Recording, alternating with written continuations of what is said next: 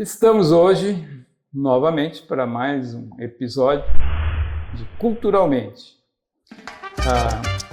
Nosso canal no YouTube, canal Culturalmente, tem explorado a paciência de vários entrevistados no sentido de trazer um pouco da experiência de vida, da experiência de arte, da experiência de trabalho e de curiosidades que o nosso convidado muitas vezes, generosamente nos oferece. E o nosso convidado de hoje, o escritor Taylor Diniz, que já começou nos presenteando com uma de suas obras. Nós estivemos explorando a paciência do nosso escritor com esta obra, que a gente comentou, nós fizemos uma leitura combinada, eu e a Carla, e comentada no sentido de explorar o aspecto aditivo, dos jogos, e essa obra é muito feliz no sentido de ilustrar. Então, muito bem-vindo, muito obrigado, Taylor, por estar conosco generosamente para mais esse registro. Eu que agradeço esse convite e confesso que nunca estive tão bem guarnecido diante de dois psiquiatras, né? Então, eu estou tranquilo aqui, né? Bem à vontade, né? Mas já comece, por favor, nos esclarecendo quem é, e aos nossos eventuais, daqueles que gostam de conversar com a gente, por essa via que é o YouTube, quem é Taylor Diniz? Pois olha, essa é uma pergunta que ela já chegou chegando, né? Quem é Taylor Diniz? Eu tenho uma certa dificuldade para me olhar assim de fora, mas o que eu posso dizer é que eu sou um escritor obcecado pela literatura, pela escrita, né? Não sei fazer outra coisa, né, que não seja escrever ficção, criar, né, me divertir com a literatura. Eu me divirto muito também quando escrevo, né, e ao mesmo tempo eu espero divertir os leitores. Então a minha grande pretensão é essa, né, poder continuar escrevendo. Eu acho que dizendo isso eu falo um pouco de mim e digo um pouco quem eu sou, né. A minha grande pretensão é poder continuar escrevendo até onde for possível, continuar publicando, né? Porque um escritor escreve para ser lido, né? Se alguém disser que não escreve para ser lido, porque eu escrevo, não sei o quê, eu não sei se ele está sendo sincero, né, com ele mesmo. Então, eu fazendo mistério. Fazendo mistério, né? Ou querendo, enfim, ser um pouco diferente. Mas eu escrevo por esses dois motivos, né? Para me divertir também, não exatamente nessa ordem, e para divertir o leitor e contar uma história, né, interessante, que acrescente alguma coisa a quem está lendo. Eu sou formado em jornalismo pela Universidade Federal de Santa Maria, natural do Júlio de Castilhos. Trabalhei bastante tempo como o jornalismo em rádio, né? Trabalhei na Rádio Guaíba, Rádio Gaúcha, Rádio Pampa, e foi também onde eu aprendi a escrever, né, praticando o jornalismo. Depois eu enveredei para a literatura de uma forma mais profissional, embora eu tenha começado antes na literatura, né, escrevendo, cometendo algumas poesias, que felizmente eu nunca publiquei, porque se eu tivesse publicado não ia faltar um inimigo que dissesse, olha aqui, estão vendo isso aqui? É o passado, é o passado. Felizmente nunca publiquei as minhas poesias, todas pós-adolescentes, naturalmente, com aquele caráter, né, do amor impossível, da dor do cotovelo, daquela coisa quase de cortar os pulsos, né?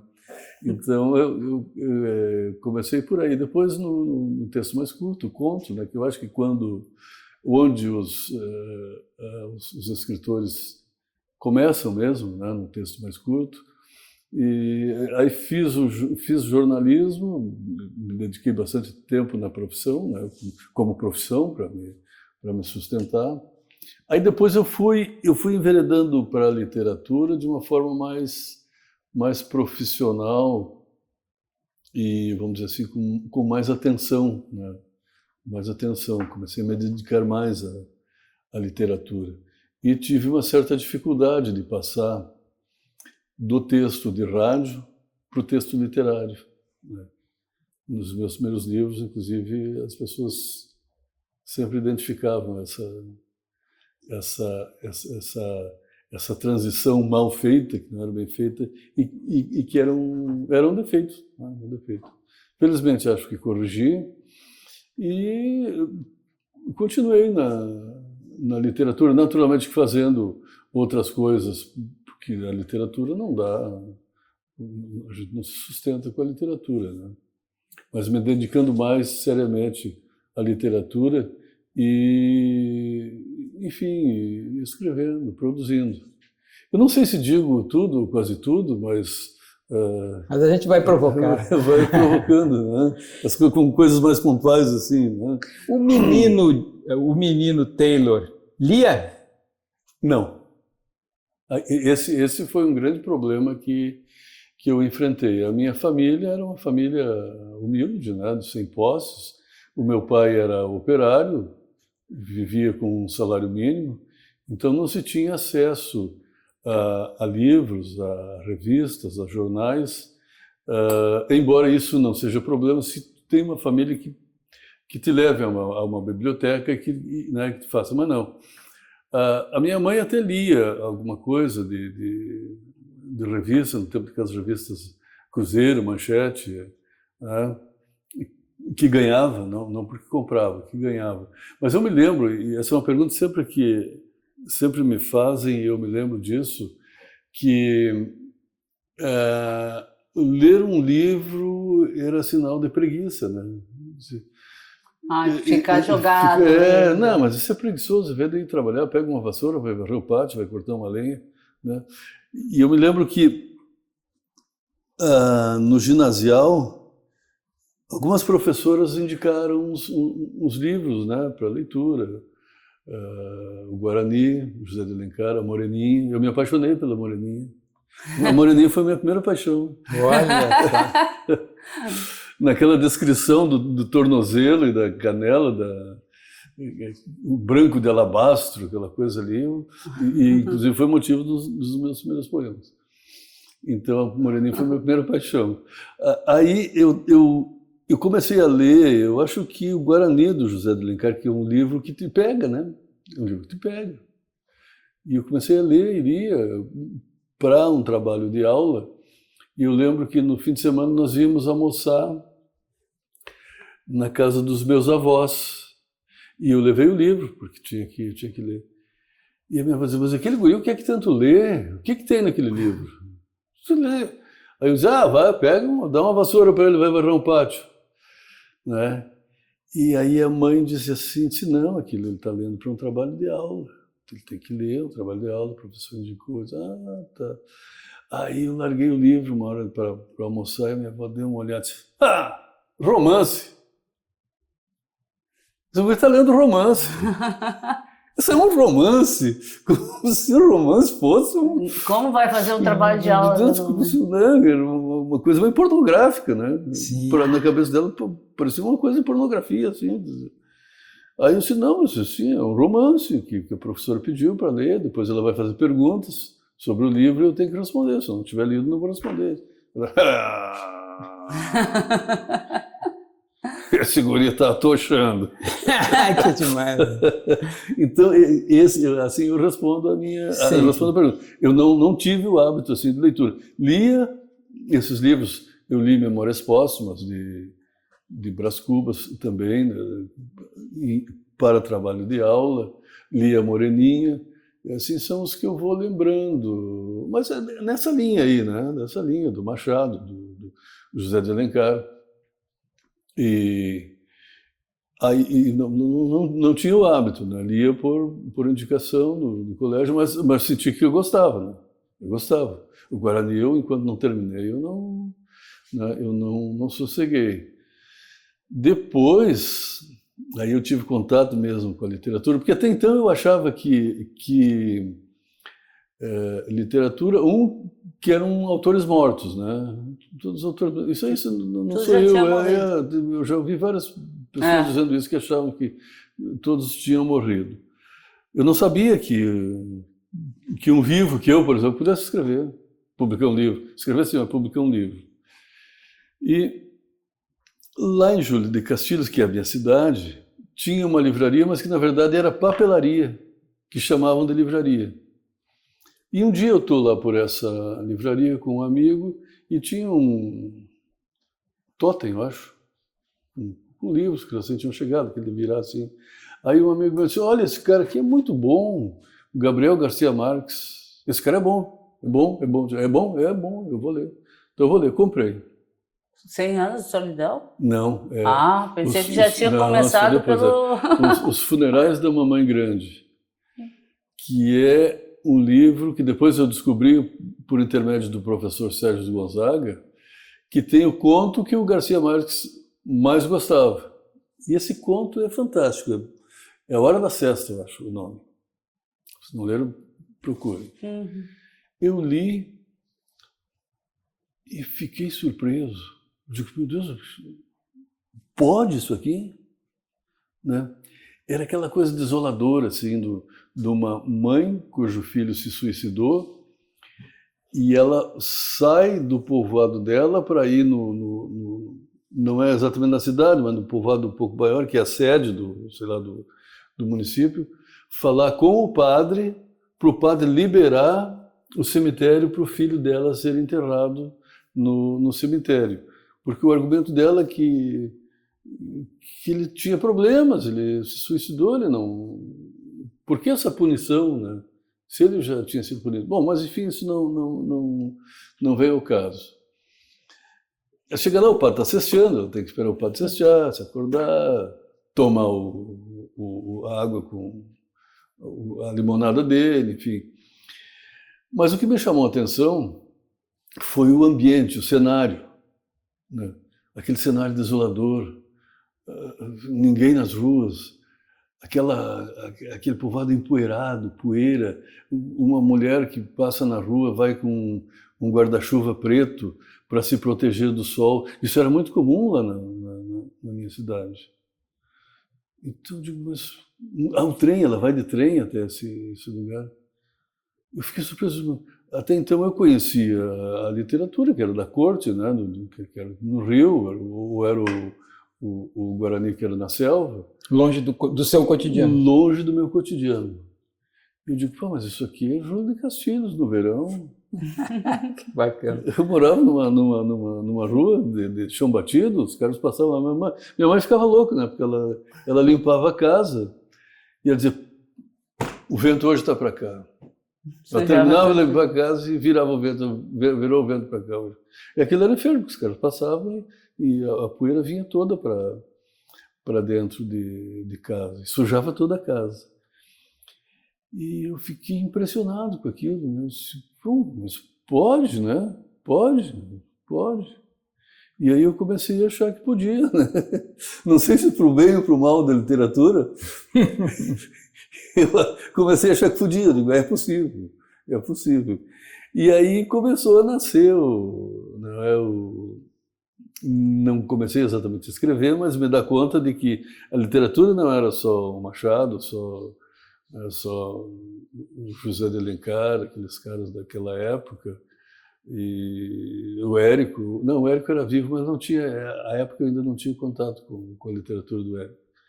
Mas, enfim, eram esses indicados. O Guimarães Rosa, não sei se eles indicaram alguma coisa nessa época. Mas, enfim, o Garcia Marques foi o cara que me disse que escrever era possível e não precisava ser morto, que era o nosso cotidiano e que era um cenário muito parecido com o meu cenário de vida.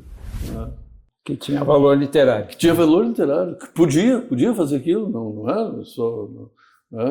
Então, aí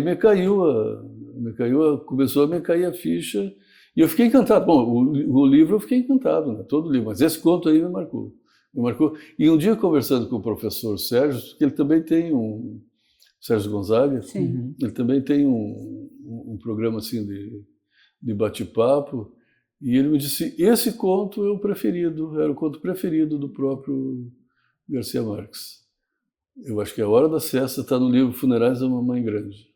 Um detalhe que o senhor falou no início, né, de um defeito ou de uma dificuldade na transição do texto jornalístico para a ficção. Pra ficção. Né? Por favor, me corrija se a minha impressão estiver errada. Fiquei com a impressão, com esse livro, que a gente usou na nossa leitura comentada, de um estilo, para mim, um tanto jornalístico, ou seja, um estilo de texto rápido, que a mim agrada muito. Sim. Né? Essa ambientação rápida, as frases rápidas, enfim, um andamento. Estou traduzindo do meu jeito de mero leitor. Perfeito. Faz sentido? Sim, faz. Então isso não é um defeito? Não, é que na época, talvez para quem não... Para nós, assim, ficava muito claro alguns termos que se usava no jornalismo, o jargão. Jargões, assim, né? E o texto rápido é uma herança boa que eu tenho do rádio, porque o rádio eu escrevo para o senhor ler, que é o locutor. Frases curtas. Frases curtas. Não posso fazer uma frase tipo o Proust, né? O Proust. Aí eu mato o cara, abre uma posta aqui, abre outra, abre, até chegar no final lá, tudo tem que... Não, tem que ser ordem direta e talvez o que não... O muito comum na literatura, que talvez isso fosse um problema, é a ordem direta sempre. Isso cansa o leitor, né? Sim. Interessante. Mas o tamanho da frase, o ideal é que seja frase curta nesse tipo de literatura. Né? Se pegar uma literatura mais... As pessoas não gostam de que diga, mas vamos dizer numa literatura mais intimista, vamos dizer, mais introspectiva. Certamente a frase tem que ser um pouco mais trabalhada, mais mastigada, né? Diferentemente desse gênero aqui, o leitor está querendo ir na frente e descobrir o que está acontecendo. Se o cara começa a enrolar muito, né? Eu não me lembro quem deu esse exemplo, que eu acho que foi Faulkner, que se tu estás descrevendo uma perseguição de alguém e esse perseguido ele foge para o meio de uma lavoura de algodão, tu não pode abrir 6, 7 páginas para falar da cultura do algodão, né? Perfeito. Ótimo. Não faz isso. Se tu fizer, o leitor que está lendo esse tipo de literatura, de uma perseguição, coisa de uma literatura de ação, ele vai dizer, pô, o que me interessa? O algodão é plantado assim, é colhido assim, o que se faz depois? Se faz roupas ou não faz roupas?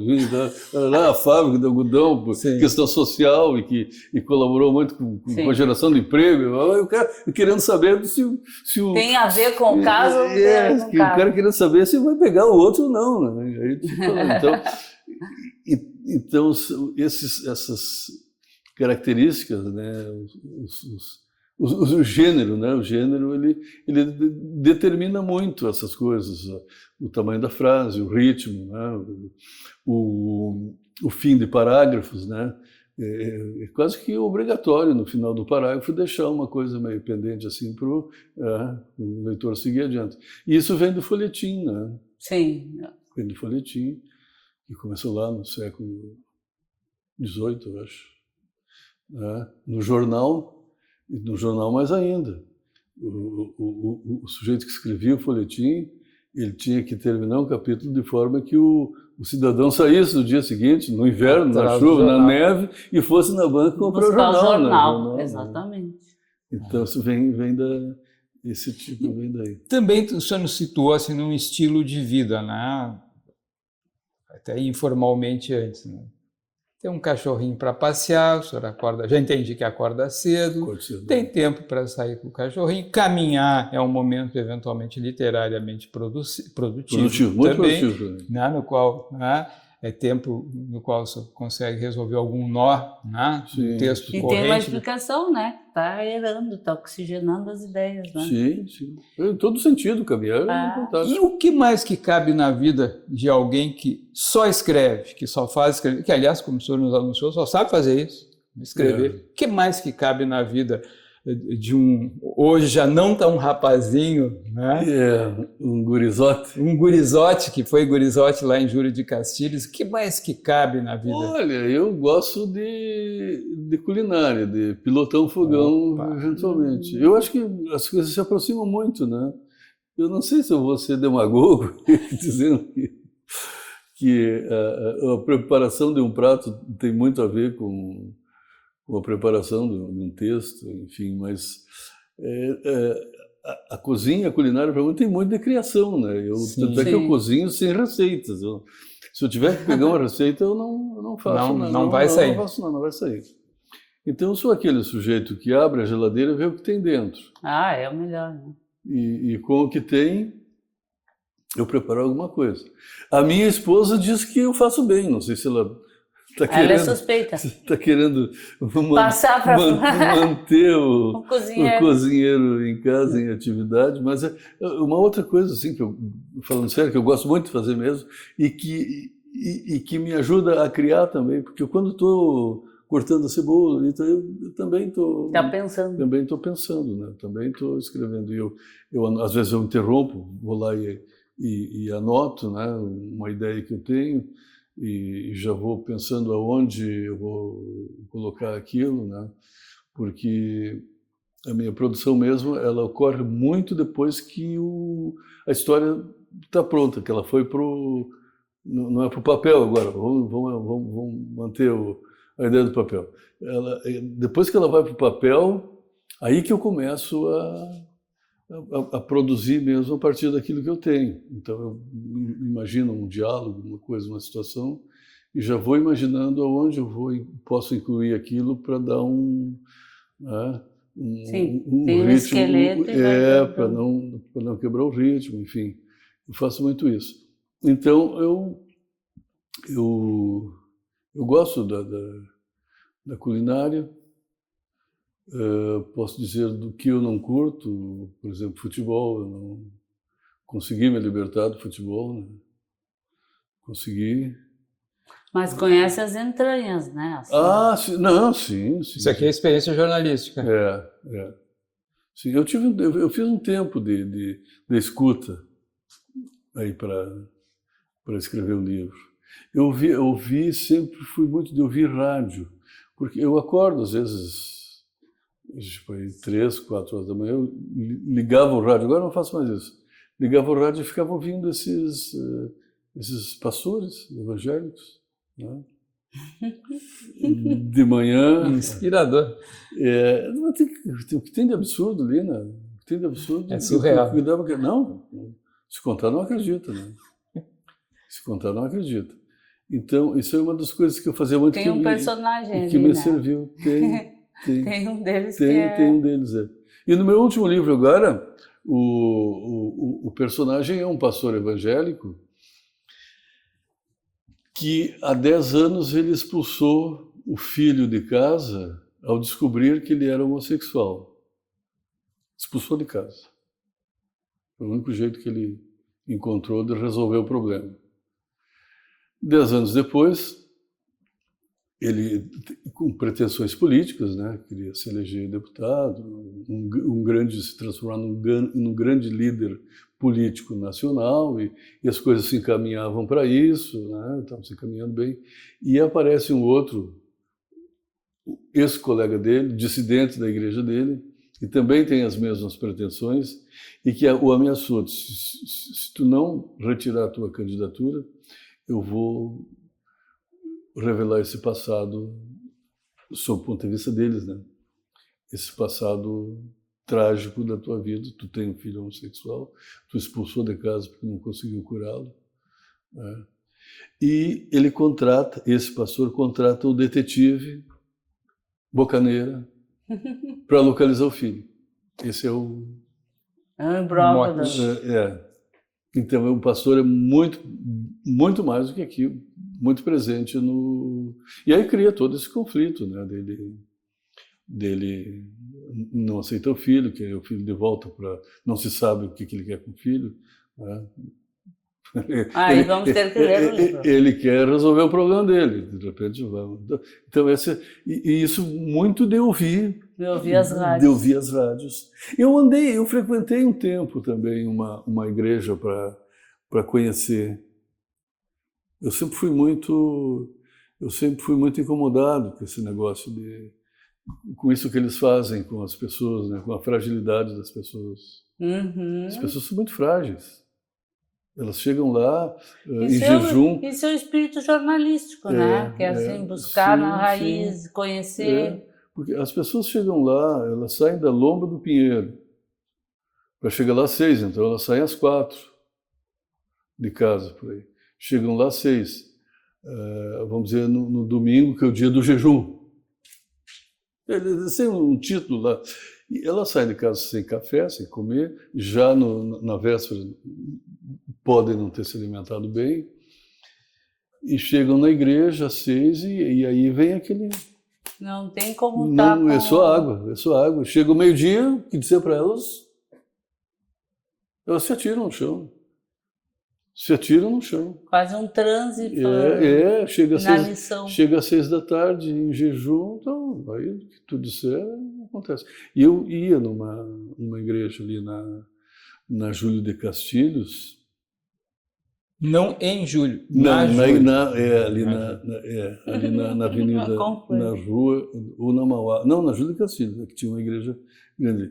Só que eu comecei a ficar manjado, comecei a ficar manjado ali, eu não colaborava, né, Começou a virar eu só ouvia, não me jogava no chão, tá? Eu me afastei, mas eu aprendi muita coisa ali. Né? Como manjado é ótimo. De pedir dinheiro, assim, né?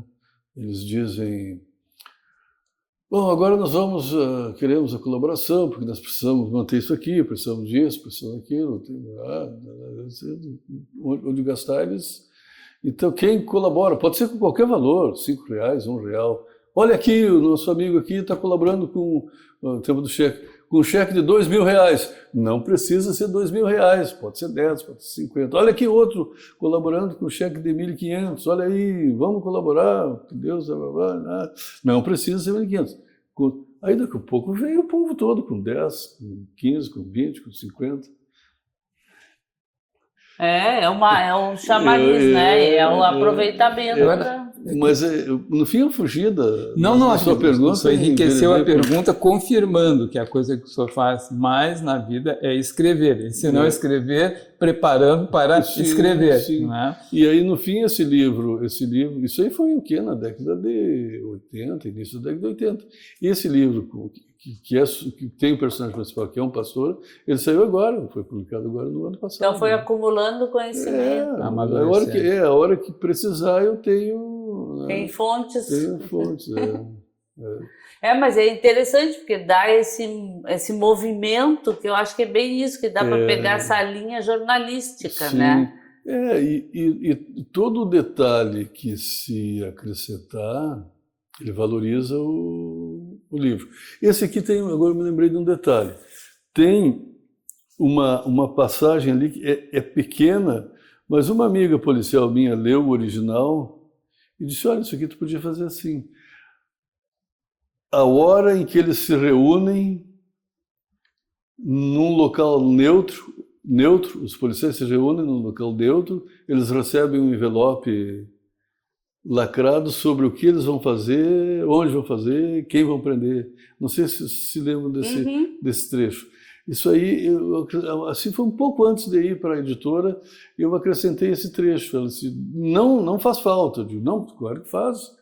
Isso aqui vai valorizar. E deu, assim,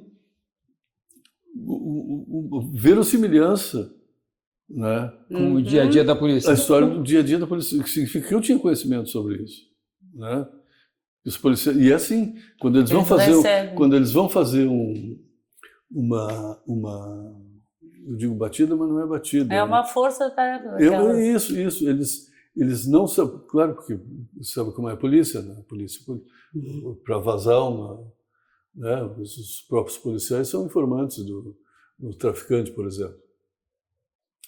Então, para evitar que vaze, só o delegado que está fazendo a investigação, o chefe de polícia, o secretário e talvez os governadores. Foi uma coisa muito grande, mas não só. Sim, é uma pequena equipe. Isso, só eles sabem. E mesmo assim, às vezes vaza, né? Então, aí eles colocam no envelope todo o projeto de ação, quem nos vai prender, são os, sei lá, o PCC, né? Nós vamos em tal residência, vamos prender tais pessoas, vamos ver a casa, vamos fazer recolher computadores, essa coisa. Em tal lugar, está tudo ali. Então eles se reúnem, se vão sair às 6 da manhã, tipo assim, 4 horas, 5, eles se reúnem e uma pessoa vai explicando tudo. E aí esse grupo vai para cá, esse grupo vai para lá, e vão embora. São as diligências, isso, né? As diligências, exatamente. É. E isso aí ela me explicou e eu coloquei no livro, mas isso super valorizou. Isso está em meia página. Isso eu fiz em meia página, citando, né? Citando esse texto em meia página. Mas isso acrescentou como valor à narrativa, sim, a credibilidade da narrativa, do livro, né? É fantástico. Mas eu insisto na pergunta, então, inconveniente, quem sabe. Né?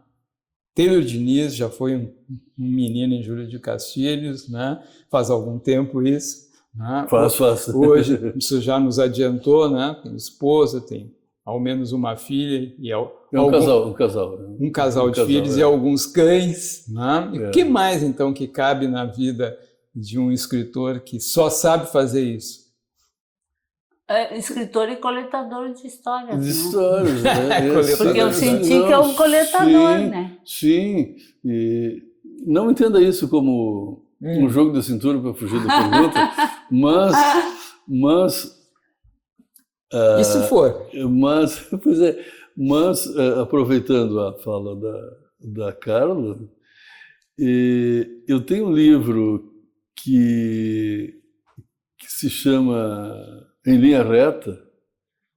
Esse foi que ganhou o prêmio, né? Esse foi semifinalista do Prêmio Oceanos.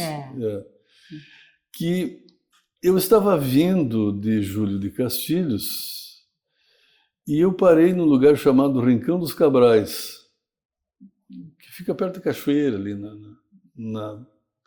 não é 290, 386, eu acho. Não é 386. Bom, não interessa.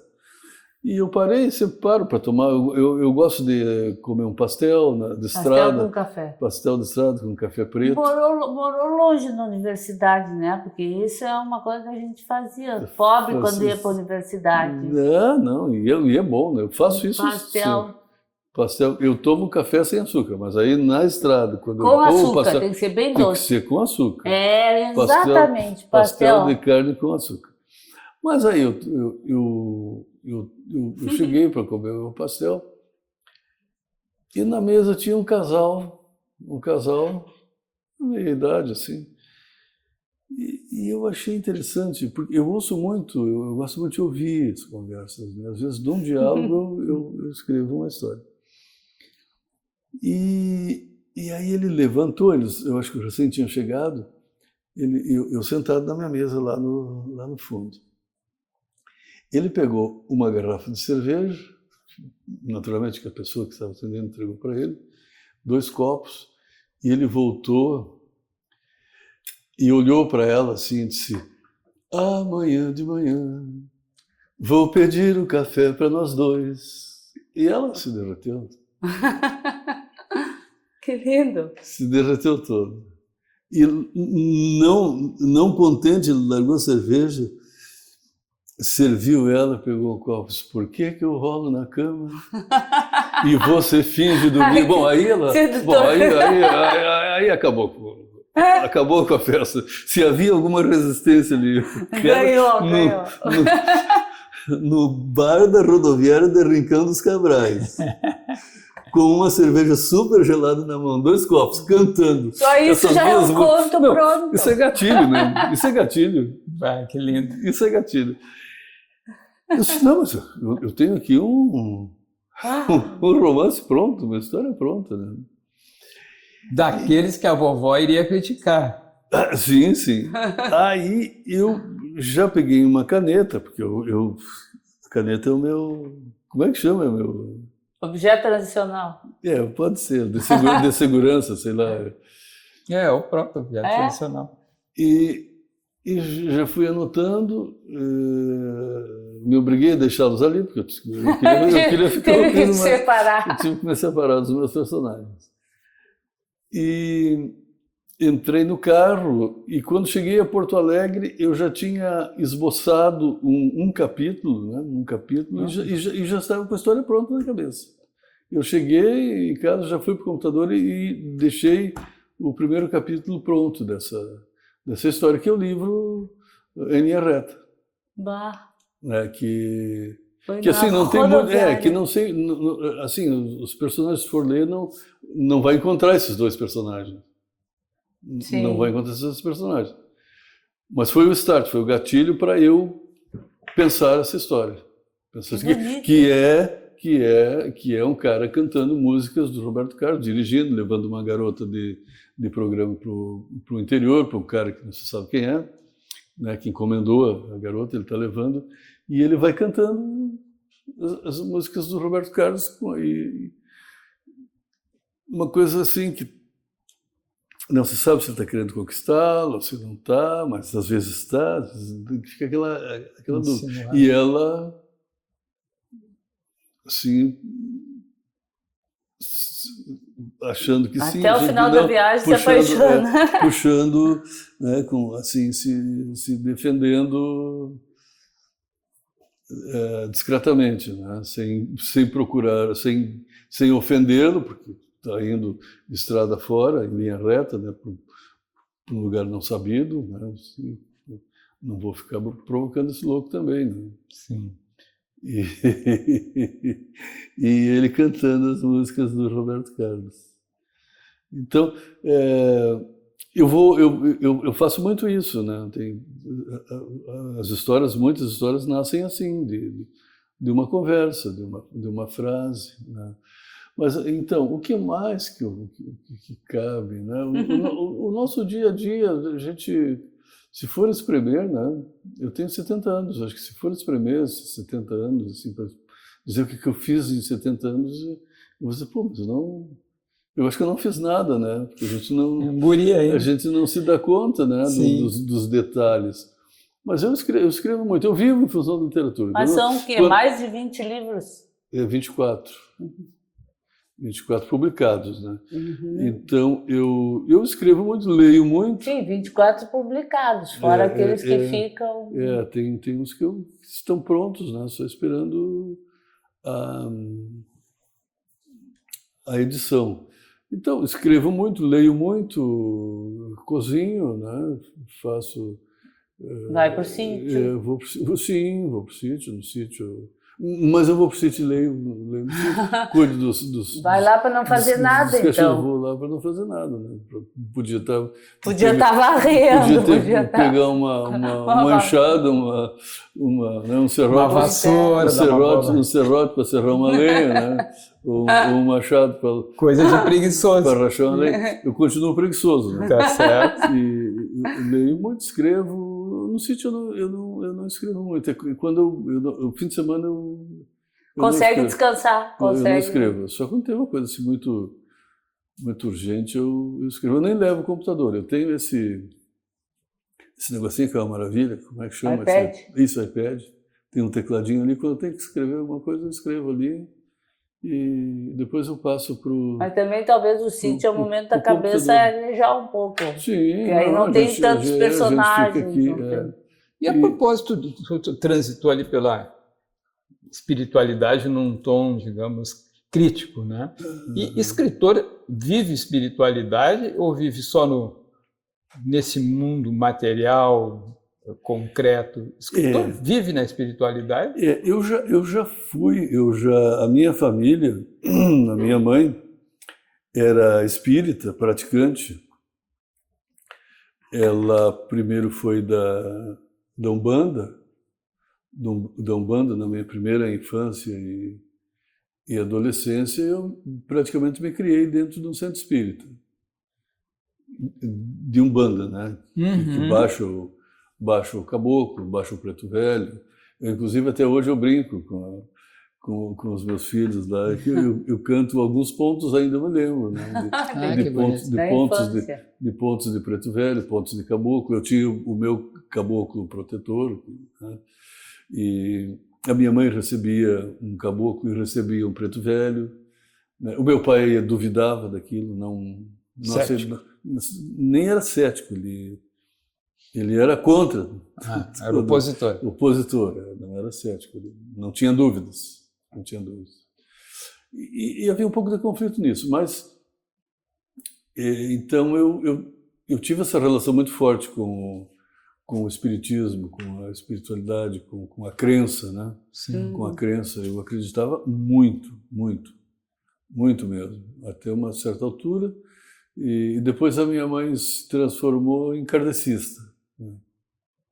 Que tem uma diferença. O kardecista é na mesa, né? É mais intelectual, mas já não recebe o caboclo, ele ouve.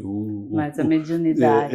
Ou por intuição. Chamam de espiritismo científico também, alguns chamam, né? Não sei por quê. O que o Allan Kardec foi um estudioso, até na área da filosofia, né? Então foi. E eu sempre ia acompanhando, mas depois, a própria morte da minha mãe, ele me afastou um pouco porque ela morreu de uma forma trágica, né? Ela toda a vida acreditou que se ela seguisse, né? Se ela rezasse, se ela tivesse prece, se ela tivesse uma relação próxima e respeitosa e de crença com os espíritos, eu achei que ela não ia morrer desse jeito, né? E aí eu fui me afastando. Mas eu não duvido. A minha relação, meu pensamento é que né? É que há alguma coisa, né, superior que nos conduz, mas não que exija aquela reverência, vamos dizer, diária, aquela oração, aquele compromisso de todos os dias às 6 da tarde, né? Ficar ali na frente, seja algo tão... que tenha que fazer uma prece, tenha que pedir alguma coisa, não. Eu acho que a relação com essa, vamos dizer, divindade, ela é espontânea. Se tu te comporta bem, se tu... Se é do bem... Se tu procura ser, assim, uma pessoa correta, justa, com os teus filhos, com os teus vizinhos, com os teus amigos, até com pessoas que tu não conheces, tu não precisa estar toda hora, Deus, não sei o quê. Então, essa passou a ser a minha relação com a espiritualidade, com a crença. Eu acho que,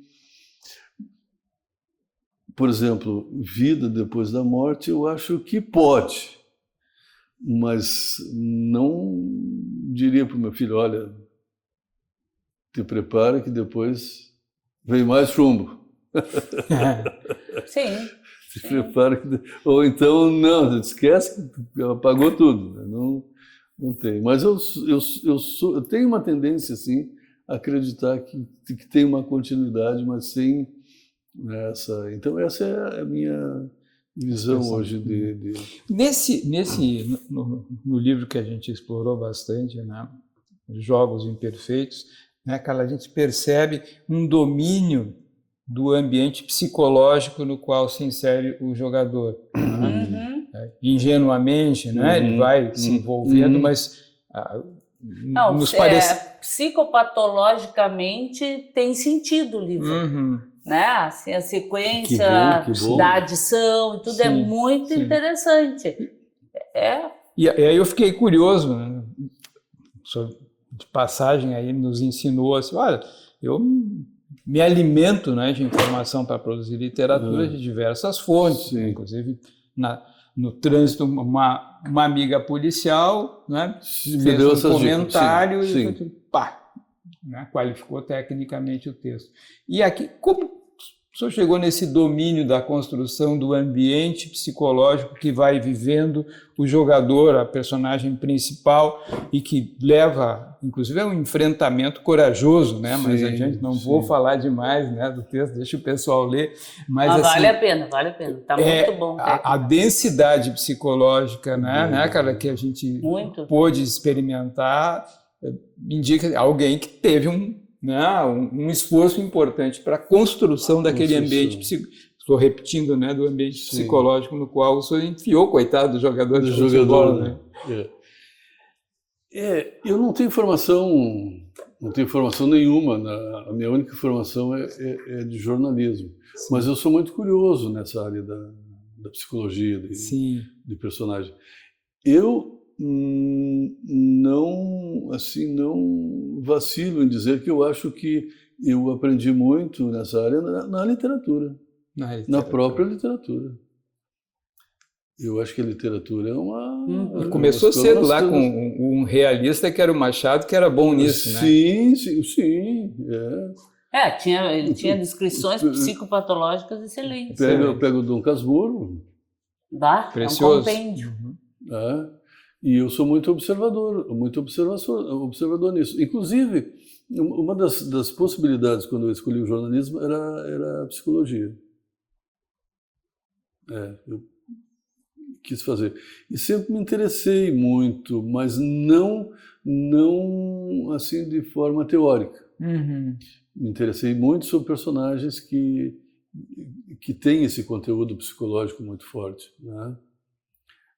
A literatura policial tem muito disso. Tem muito preconceito contra a literatura policial, mas se nós formos pegar o Simenon, por exemplo... Fantástico. Pega a Patrícia Highsmith. Boa. É uma autora que trabalha essa área da psicologia do personagem de uma coisa fantástica.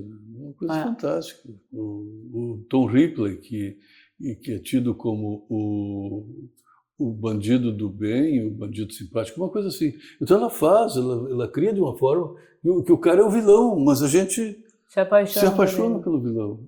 Isso é um talento para construir psicologicamente o personagem, né? Porque o cara é um salafrário, um vigarista, né? E a gente fica torcendo para a polícia não pegá-lo. Ele é o verdadeiro psicopata, né? A gente se apaixona. Porque ele é encantador, né? Ele é encantador. Uhum. Então, que é um tipo de literatura, né? Que narra a história do ponto de vista do bandido, não sim.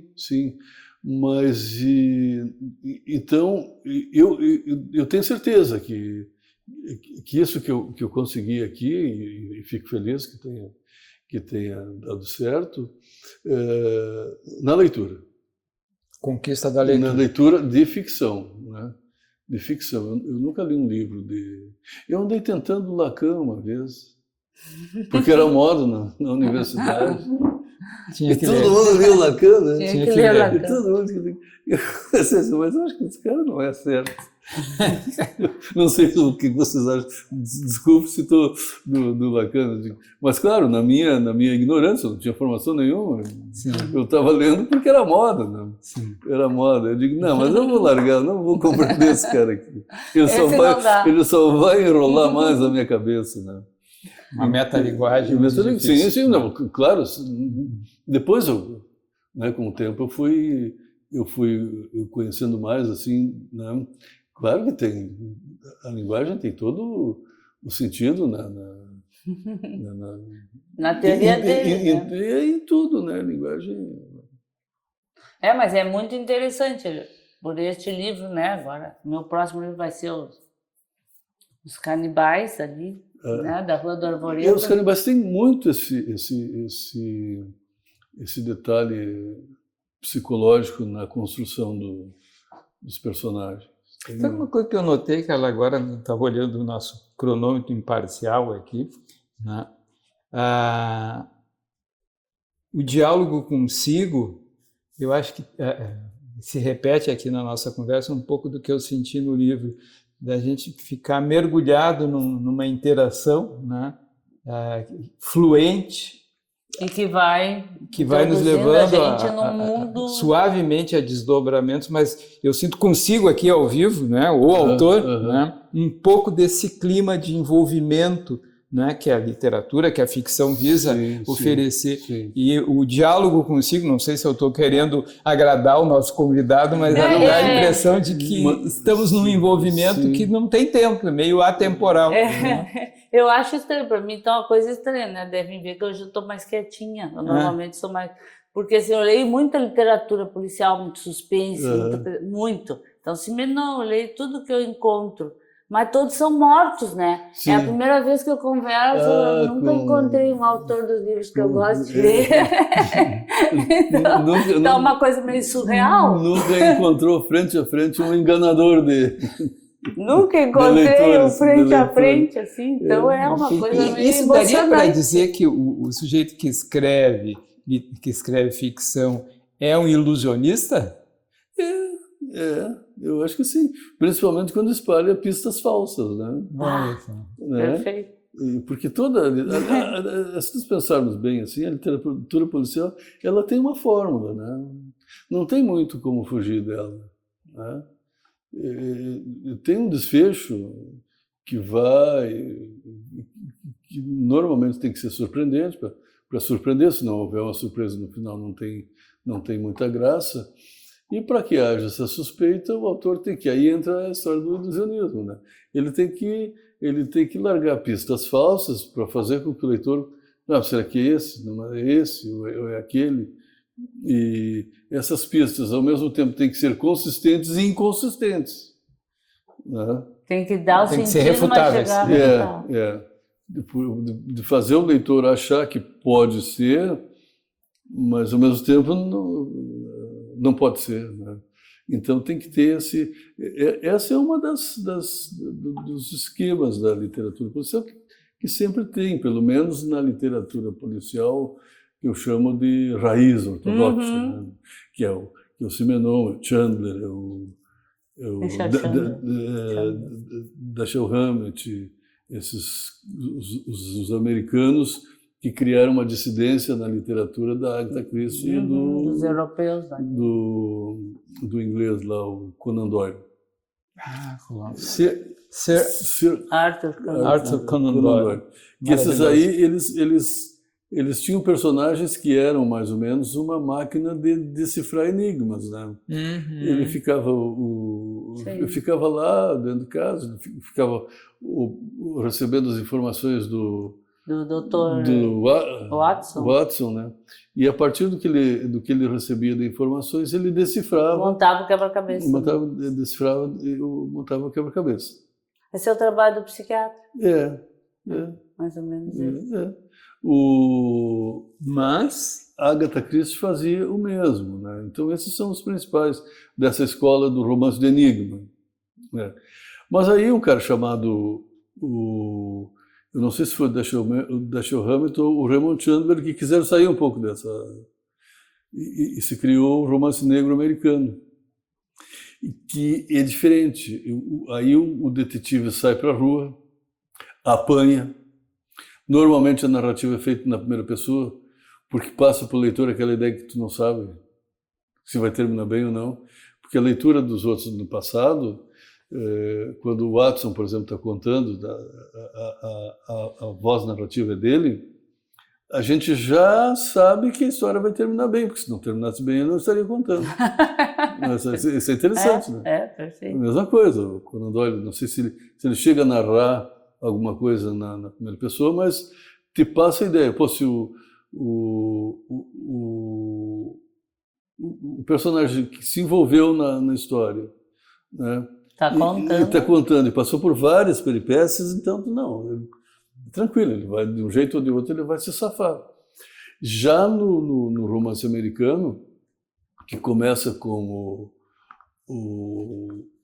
o Raymond Chandler, é diferente. Tu não sabe se ele vai... Às vezes tu acha que ele... vai acabar com o cara. Tu fica tenso. Não. Ele está dentro de uma sala aí, tem 5 caras armados, ele está desarmado. Como é que ele vai sair dessa? Né? Diz, acabou. Exatamente. Claro, mas ao mesmo tempo, não, se morrer, acaba a história, ele está na metade ainda. Mas tem essa sensação, te passa essa sensação de que a narrativa é instantânea e ele não está numa sala confortável, ali fumando seu charuto, decifrando o Sim, enigma. ele está exposto. Ele está exposto, ele está apanhando, está batendo, ele apanha, né? Acorda com a cabeça rachada no meio, lá, toma aspirina, toma 5 aspirinas com bourbon. Bebe um pouco, com bourbon e já sai inteiro da vida. Então essa é a diferença. Então eu nem sei por que eu cheguei aqui, mas a conversa tá boa, daí a gente vai e não sabe por que chegou. Mas tá interessante. Tá interessante. Assim, o Borges escreveu também literatura policial. E ele escreveu um livro a 4 mãos com o Bioy Casares, que era um grande amigo dele. E eles têm um personagem chamado Dom Isidro Parodi. E eles escreveram um livro que um escreveu um capítulo e o outro escreveu outro capítulo. Alternadamente. Que é muito interessante. Só que o Dom Isidro, ele era um presidiário, ele estava preso. Aí que me chama a atenção da literatura de enigma. Ele ficava preso lá e as pessoas, o sujeito lá matou fulano, eu queria saber quem foi. E aí vai lá, ele... isso é interessante, vai lá na cadeia, na penitenciária, e fica conversando com ele fica fazendo perguntas, ele diz, não, vai lá agora e fala com aquele sujeito que participou do último bate-papo lá do Dr. Carlos e da doutora Carla, pergunta isso para ele. Tá, qual é o nome dele? Tá, então tu vai lá e faz as perguntas para ele. Aí ele vai depois lá vem e aqui. fala, e depois vem aqui. E a partir daquelas respostas ele vai... Ele diz, tá, mas agora tu vai lá no sítio, em Eldorado do Sul, né, e vê que tipo de ração ele dá pro cachorro dele. Bonito isso. E aí nós conectando. E ele vai, aí no final ele decifra, Dom Isidro Parodi. Então a literatura policial é fascinante porque se presta, né, para tudo isso. Tem o preconceito das pessoas que não acham que é um gênero menor, que não... Enfim, mas nós nos divertimos. Eu lembrei de uma associação livre aqui, A Sangue Frio, né, que é um texto produzido a partir de uma investigação jornalística, né, e que tem um caráter talvez dúbio, né, ficcional, jornalístico, né, uma obra importante aí na história do jornalismo investigativo ou da literatura jornalística. Do novo jornalismo. Ou o chamado novo jornalismo. Né? O autor se apaixona pela sua personagem e de vez em quando tem pena dele, ou azar do personagem. O personagem vai apanhar mesmo e não vai ter jeito, vai morrer e não vai ter jeito. Como é que é isso? Eu acho que... Deixa eu ver se eu tenho... Eu acho que sim, né? Às vezes fica com pena do personagem. Eu acho que sim. Eu, às vezes, preservo um pouco alguma maldade. Poupa um pouco. Eu acho que sim. Eu acho que sim. Agora, se me perguntar quando isso aconteceu e com qual personagem aconteceu, eu não vou lembrar, mas eu tenho essa sensação de que sim.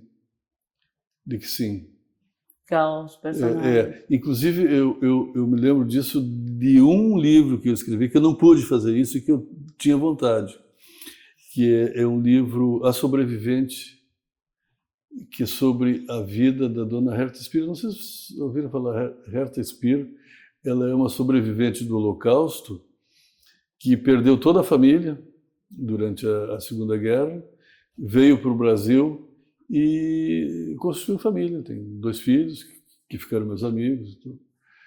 E eu tive, antes de escrever o livro, escrevi sobre encomenda, né, dos filhos que queriam muito o livro e pediram para escrever. Eu achei a história interessante, né? Achei que a história dela era muito interessante. Achei que ela era uma figura muito interessante também. ela era um pouco diferente daquilo que a gente conhece dos sobreviventes, que não tiram a razão, alimentam um ódio muito grande, né, dos alemães, tudo, assim, né? de tudo, Nazismo. do nazismo, mas também e ela sempre fazia quando nós conversamos, ela fazia essa distinção. Eu não tenho raiva dos alemães e do povo alemão. Eu tenho raiva de quem fez isso comigo. Isso me chamou a atenção. Olha, de repente, uma personagem interessante, né? Ela me contou... Adulta, né? Me contou a história. É uma história terrível, né? E aí, sim, aí eu tinha, quando estava escrevendo, porque eu escrevi assim, era uma narrativa na terceira pessoa, com o narrador, eu era o narrador, e ela como uma personagem. É uma história, vamos dizer assim, ficcionada, não sei se dá para dizer isso, né? Romanceada, embora todos os fatos que estão ali sejam verdadeiros, mas eu consegui, de uma forma, de dar um ritmo de literatura policial, de fazer com que... E isso funcionou muito bem, porque todas as pessoas que leram me diziam isso. Olha, eu leio, é uma história triste, terrível, mas eu não consigo parar, porque a narrativa leva adiante. Então, muitas vezes, eu tinha vontade de alterar alguma coisa. Quando tiraram os pais dela, né, foram pegar os pais dela no gueto, e levaram para não voltar mais. Né? Então, eu tinha vontade de, enfim, de fazer alguma coisa, de alterar, assim, com pena da personagem, que se eu pudesse alterar aquela história, eu alteraria. Né? E não tinha como, né? Não tinha como. Foi um livro muito difícil, foi um livro terrível de escrever. Eu tinha que parar, às vezes, e sair caminhar pela cidade, depois voltar, e eu tinha um prazo para entregar. Então, essa sensação me passou nesse livro, mas eu tenho a impressão, sim, de que às vezes eu alivio o lado do personagem que eu... Da pena do bichinho. Que eu gosto, às vezes eu começo o livro pensando em matar e depois não mato. Mas também quando é alguém que a gente não gosta e vira personagem, aí é bom de matar. Deve ser bom, matar, né? Sim, a gente mata. Mas eu gostaria de ver depois se algum Claro que o autor tem os seus personagens preferidos, né? Sim. Tem os seus personagens preferidos. E qual é o livro até agora? O preferido? O livro preferido? Eu acho que é sempre o último que a gente está mais quente na cabeça. Né? O Perigo na Esquina, esse que eu publiquei agora, até porque está dando um retorno muito bom. As pessoas querem que esse do Pastor, né? Que volte que eu escreva uma série com os dois personagens, que é o A. Bocaneira, Investigador. O investigador é A. Bocaneira, porque ele odeia o nome dele, então ele só assina A. Bocaneira. É um cara muito, assim, vamos dizer, muito singular, né? Ele mora num JK na frente da usina do gasômetro no pôr do sol, né? Ele odeia o pôr do sol, né? Torra a casa dele. Não, torra a casa dele e todo mundo ama o pôr do sol porque é o mais bonito do mundo, é o mais bonito. Eu moro aqui há 10 anos, vejo isso todos os dias e minha vida não mudou em nada, continua nada. Sempre. O que eu vou... Eu moro no JK. O que eu vou fazer com o pôr do sol, né? Se eu adoecer agora, tiver um infarto lá no hospital X, lá no hospital, e se não me atender, se não atender pelo SUS, eu não tiver um plano de saúde, eu tô ferrado. Não adianta dizer, não, mas eu moro na frente do melhor pôr do sol mais bonito do mundo, né? Então ele é esse cara, assim, muito bem-humorado. Então, simples, aí porque as pessoas gostaram tanto do personagem. A. Bocaneira. A. Bocaneira. a Bocaneira. E Almendino Bocaneira. Isso aparece uma vez, porque ele reencontra um amigo da infância e fala, Almendino! Ele diz, cala a boca. Por favor. Por favor. Eu já tinha esquecido que eu me chamava Almendino, agora tu vem me lembrar disso. E Que nome, hein? Almendino. E as pessoas querem... Isso é uma coisa legal no livro. Os nomes. São preciosos. Da onde saem sim. esses nomes? Agora eu lembrei como. É interessante. Essa pergunta sempre me fazem, e eu tenho uma banca de nomes. Tenho. Então, quando eu sinto que tem um nome literário, assim, eu vou para o meu celular e coloco. Eu gosto muito de fazer inversões. Por exemplo, eu tenho uma personagem que chama Marnelis. Marnelis.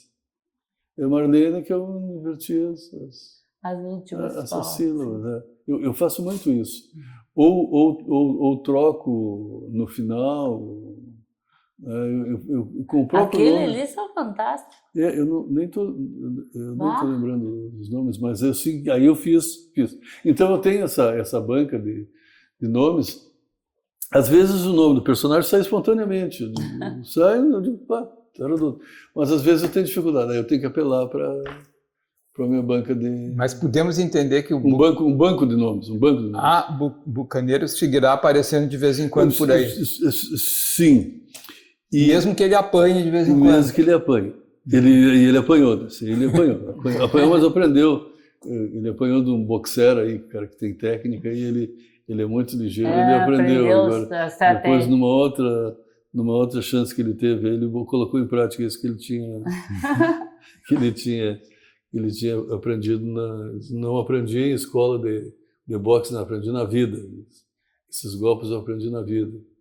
Antes eu estava no outro lado, no lado de quem apanhou. Agora... Eu bato. Deixa comigo. Agora é a minha vez de bater. E tem a personagem, que é a companheira dele, a amiga dele, que é a Camilinha. Ela se chama Camila Queiroz, como a atriz, porque é muito parecida. Tá? E ela é uma prostituta que faz ponto embaixo da janela dele.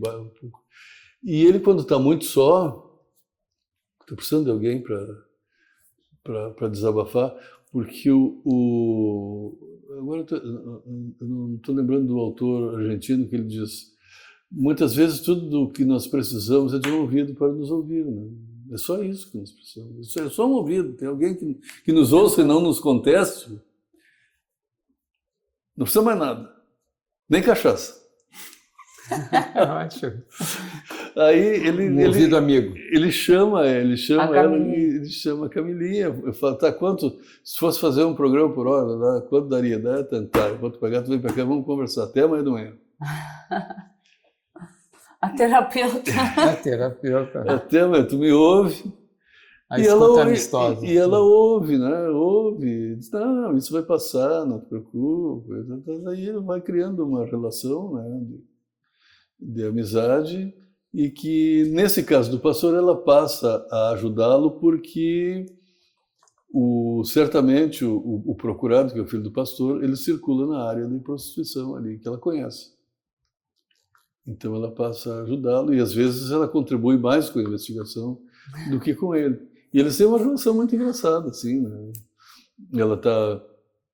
Ela chega e ela tem uma muda de roupa na casa dele, porque às vezes ela precisa se vestir ali, vai tomar banho de porta aberta, e aí ela percebe que ele está na porta olhando ela tomar banho, e ela diz assim: pô, Caneiro, com todo esse tempo tu já era para ter acostumado a me ver pelada, né? Esse é o problema, é que eu nunca vou me acostumar. Eu vou ter que cobrar ingresso qualquer dia, né?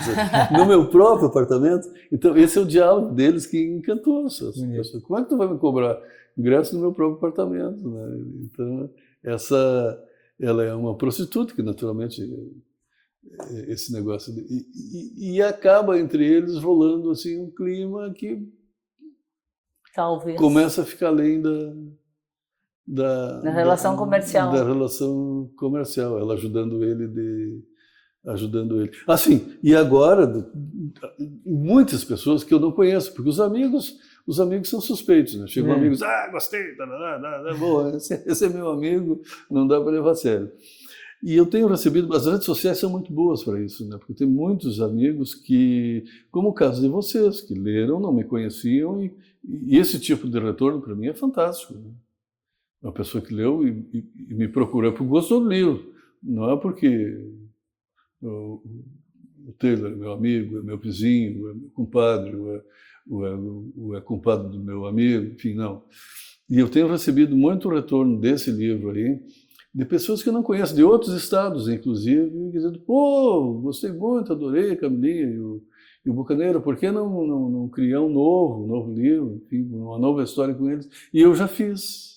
Opa! Olha só. Não, tá pronto, até estou conversando. Caiu no carinho do leitor. Exatamente. Essa história, eu sempre procuro, como nesse aqui, essa história aqui das Betties é uma história super atual, né? Muito atual. A minha literatura sempre tem um ponto de partida em alguma coisa da atualidade. E esse aí, um empresário do agronegócio, né? Aí, mais da antiga, ele vem aí para a Expo Inter e cai no golpe dos nudes. Bah! Coitado. Se ferrou. Caiu no golpe dos nudes. Bebeu a mais, foi para um quarto ali do Plaza São Rafael, e se entusiasmou, tirou umas fotos, se deixou fotografar, fez tudo que não poderia não poderia fazer e o que poderia ainda, né? Tudo. Até a meia-noite ele fez o que podia fazer. Depois da meia-noite ele fez o que não podia fazer. E vai atrás do Bocaneira para ele localizar essa santa moça que fez isso com ele, que tal, divulgando, chantageando. E ele vai. E é uma moça mesmo. Sim, o próprio Bocaneira tem essa dúvida. Ele pergunta se para ele era uma mulher moça mesmo, o doutor Felisberto. Ele é advogado. Mas isso não é uma pergunta que você faça para mim. Hoje em dia. O senhor não me faça uma pergunta dessas. Os diálogos são todos assim. Muito Por isso que as pessoas gostam, né?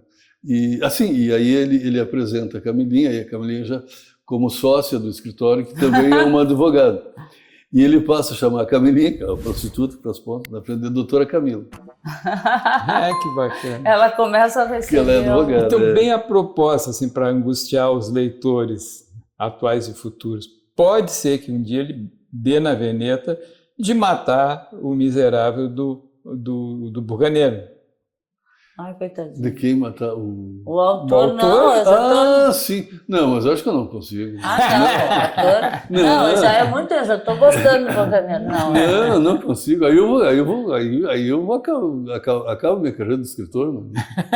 Se eu matar teu personagem principal, é como o Simenon matar o Maigret, né? Sim, a outra matar o Poirot, Miss Marple. Eu lembro no outro universo, mas ainda assim, produção ficcional, quando São Paulo matou o Sofrenildo. Sim, e claro. E todo mundo chorou e o pessoal pedia, não mata, ele matou. A velha do Veríssimo. Assim, a velhinha do Taubaté, né? Matou a velhinha também. Matou. Não aguentava mais a velhinha, não aguentava. Mas, Carla e Taylor, acho que nós... A gente nunca fez uma segunda edição de uma entrevista, né? Mais uma depois. Nós estamos... Tipo o segundo livro, né? Quem sabe? Mas hoje eu acho que nós estamos, né? Esse meu... No tempo. Vocês tinham perguntado do meu livro preferido. Eu disse que é sempre o último, e o Perigo na Esquina eu acho que é um livro. O meu livro eu acho que mais bem acabado, talvez por ser o último. Eu acho que é o mais... E é a primeira vez que vai repetir o personagem. Eu vou repetir o personagem. E para o nosso ouvinte, telespectador, O curioso, qual é o título mesmo? Perigo na Esquina. Perigo na Esquina. Anotem. Temos que ler esse. Eu vou ter vários para ler agora. Vamos ficar por aqui, cara? Vamos. Mas achei muito interessante. Eu gostaria de conversar mais, mas... Não, mas a conversa flui quando os interlocutores, né, tem peso de conversa, né? Quando não é assim. Eu acho que flui de uma forma especial quando o entrevistado é um escritor encantado pelo que faz. Isso eu acho que aí apaixonado pela E é o literatura. primeiro escritor de suspense que eu conheço ao vivo e vivo, né? Como leitor e como escritor, eu sou apaixonado pela literatura, por livros, por livraria, por, enfim, bibliotecas. Ficamos por aqui, Carla? Ficamos. Então, Taylor Diniz esteve conosco, aqui já relembrando duas obras não tão recentes, mas recentes. E agora nós temos as últimas, né? E o recado, Perigo na Esquina. E o anterior, que é o dos canibais, né? Do Crime da Rua do Arvoredo. O Canibais da Rua do Arvoredo. Canibais da Rua Esse foi finalista do Jabuti em 2005. Olha. Então, Taylor Diniz, grande prazer tê-lo a bordo do Culturalmente. E vamos nos despedindo por aqui. Gostaríamos de umas palavras derradeiras, quem sabe deixando uma pontinha de expectativa no nosso público, né? As palavras derradeiras não poderiam ser outras que não agradecer a gentileza de vocês, de me receberem aqui tão bem, com tanta simpatia, com tanto carinho e com tanta atenção. Né? Muito obrigado, um abraço a vocês. E essa ideia de Culturalmente é maravilhosa. Né? Parabéns a vocês e continuem, né? Encantando as pessoas que têm vocês aqui. E fique à vontade, se por acaso lhe ocorrer de nos incluir entre os personagens, pode abusar da gente. E pode abusar da nossa equipe. Mas mata ele, não mata a mim, tá? Isso, não. Então ficamos por aqui, Carla. Até o próximo Culturalmente. Até lá.